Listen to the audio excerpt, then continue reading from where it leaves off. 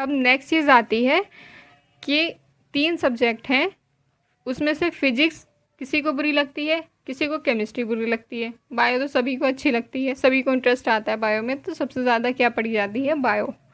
Bio में ये क्या करते हैं बच्चे, मैंने भी किया था, बायो ही पढ़ी। मैंने सोचा कि जो फिज़िक्स का जो है, जैसे अगर 180 मार्क्स की फ़िज़िक्स है तो उसको मैं 100 मार्क्स से प्रिपेयर कर लूँगी, और उधर बायो और केमिस्ट्री में मैं ज़्यादा मेहनत करके बहुत अच्छे मार्क्स अटेंड कर लूँगी, मतलब बहुत अच्छे मार्क्स ले आऊँगी मैं उसके लिए, तो मेरा कवर हो जाएगा।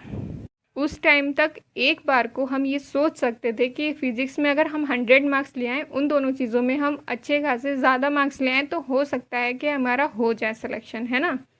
बट आज के टाइम में मेरिट जो है वो बहुत ज़्यादा हाई जा रही है, इसलिए हमें तीनों सब्जेक्ट को इक्वल अटेंशन देना ही पड़ेगा। 100 मार्क्स लाने से फिज़िक्स में कुछ नहीं होगा, और 40-50 लाने से तो कुछ भी नहीं होगा, ठीक है। तो इक्वल अटेंशन दो तीनों सब्जेक्ट को, तभी हो पाएगा। एक सब्जेक्ट या 2 सब्जेक्ट को करने से नहीं होगा, एक सब्जेक्ट बिल्कुल अवॉइड नहीं करना है, किसी कोई भी सब्जेक्ट, ठीक है। तो नेक्स्ट चीज़ आती है कंसिस्टेंसी। मैंने भी कंसिस्टेंसी नहीं रखी, एक दिन पढ़ा, फिर ठीक अच्छा लगा। क्या हुआ कि टाइम टेबल के अकॉर्डिंग पढ़ा था, बट उतना मुझे लगा नहीं कि हाँ ये यूज़फुल हुआ है। जो मैंने कितने घंटे पढ़ा वो मेरे माइंड में उतने घंटे का आया नहीं है। अगर मैं थोड़ा थोड़ा थोड़ा करके अगर वही चीज़ें मैं पढ़ती तो शायद मेरे माइंड में आता। तो इससे क्या हुआ कि कंसिस्टेंसी मेरी ब्रेक होने लगी, कि मुझे आ नहीं रहा है और मेरा फ्रस्ट्रेशन रह रहा है माइंड में।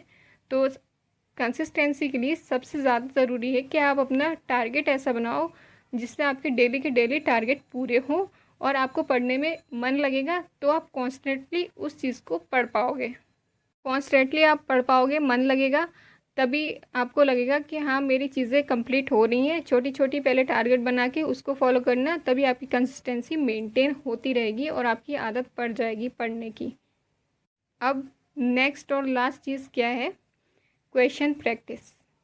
सब कुछ कर लिया, क्वेश्चन प्रैक्टिस नहीं करा तो सब बर्बाद है, क्योंकि क्वेश्चन की प्रैक्टिस करना बहुत ज़्यादा इम्पॉर्टेंट है। और मैंने भी नहीं करी थी ये।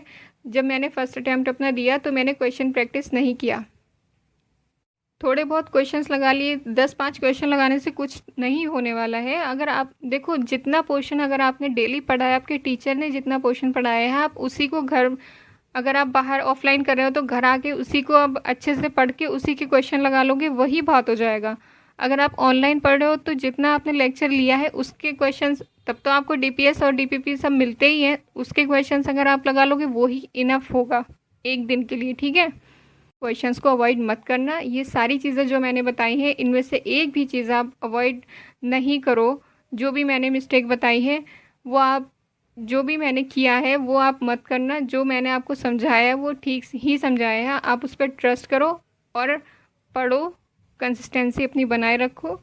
और वीडियो यूज़फुल लगा हो तो लाइक कर दो, सब्सक्राइब करके रख लो चैनल को। Thank you.